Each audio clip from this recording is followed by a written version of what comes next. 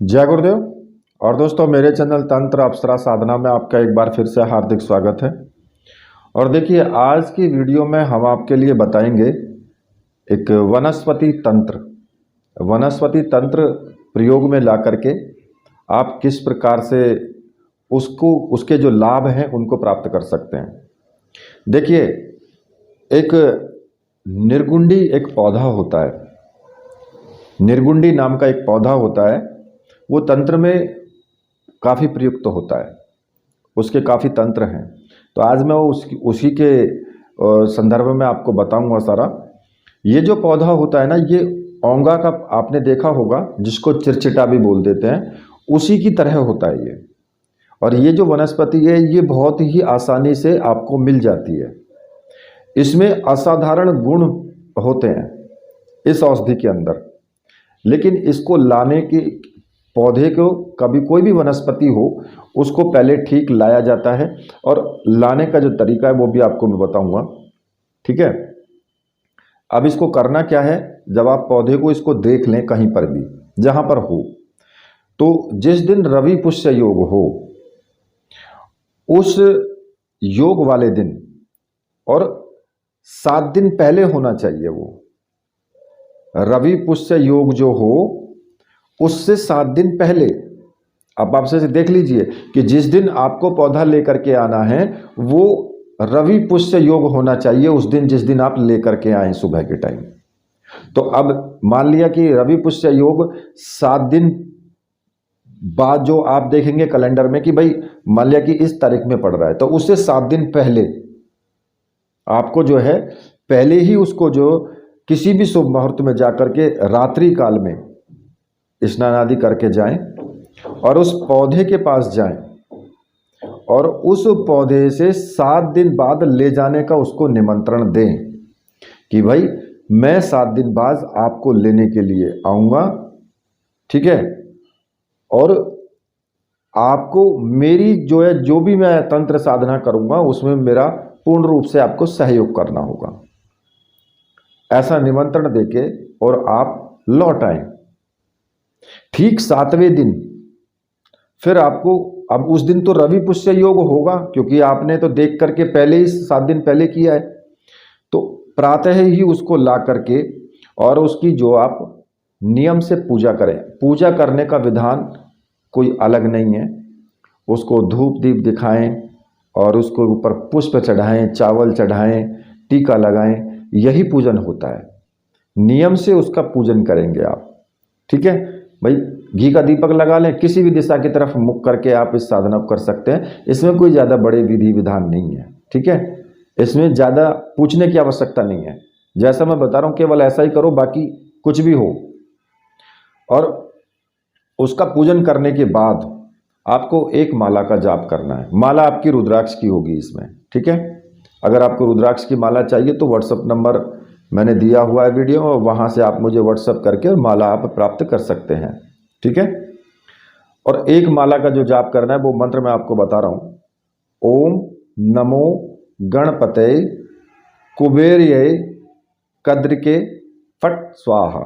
इस मंत्र का आपको जाप करना है। और इस प्रक्रिया से क्या होगा कि जो निर्गुंडी का पौधा है वो अभिमंत्रित तो हो जाएगा।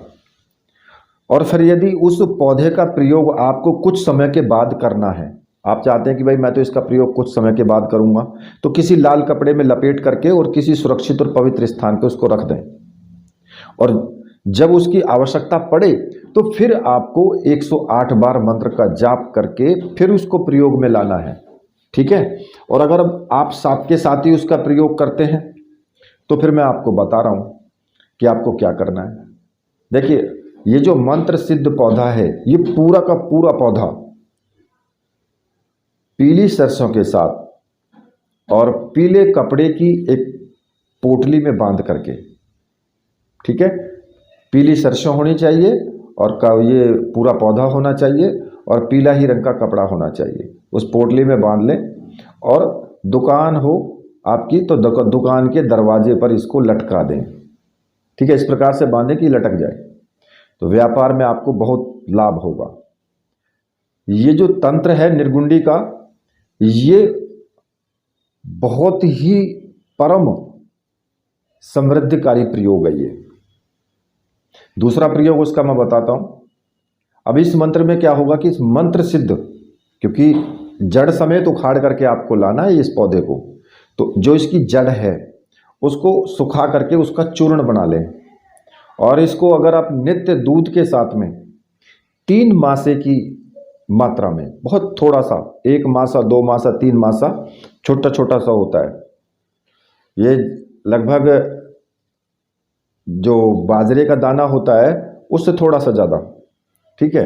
तो अगर आप सेवन करते हैं उसका, तो शरीर के सारे समस्त विकार जो है वो खत्म हो जाते हैं और बल की प्राप्ति भी होती है। दूसरा इसका प्रयोग मैं बता रहा हूं कि इसके जड़ के ही टुकड़े को अगर किसी भी ताबीज में डाल करके और धारण करते हैं या किसी को भी करवा दें, तो भूत प्रेत टौने टोटके कोई आशंका नहीं रहती है कि उसके ऊपर असर करेंगे। जिसके गले में ये ताबीज रहेगा उसके ऊपर किसी भी प्रकार का भूत प्रेत टौना टोटका कुछ असर नहीं करता है, ठीक है। इसका चौथा प्रयोग बता रहा हूं कि इसकी जो जड़ है, निर्गुंडी पौधे की जो जड़ है, उसको कपड़े में बांधकर और कमर में अगर आप धारण कर लेते हैं, कोई स्त्री अगर धारण करती है, तो उसको गर्भपात या गर्भस्राव की जो संभावना होती है वो खत्म हो जाती है। कई बार ऐसा होता है कि किसी भी स्त्री के पेट में 2 महीने का, 3 महीने का बच्चा होता है और वो गिर जाता है, मतलब कि खत्म हो जाता है, गर्भपात हो जाता है उसका, अब वो किसी कारण से भी हो।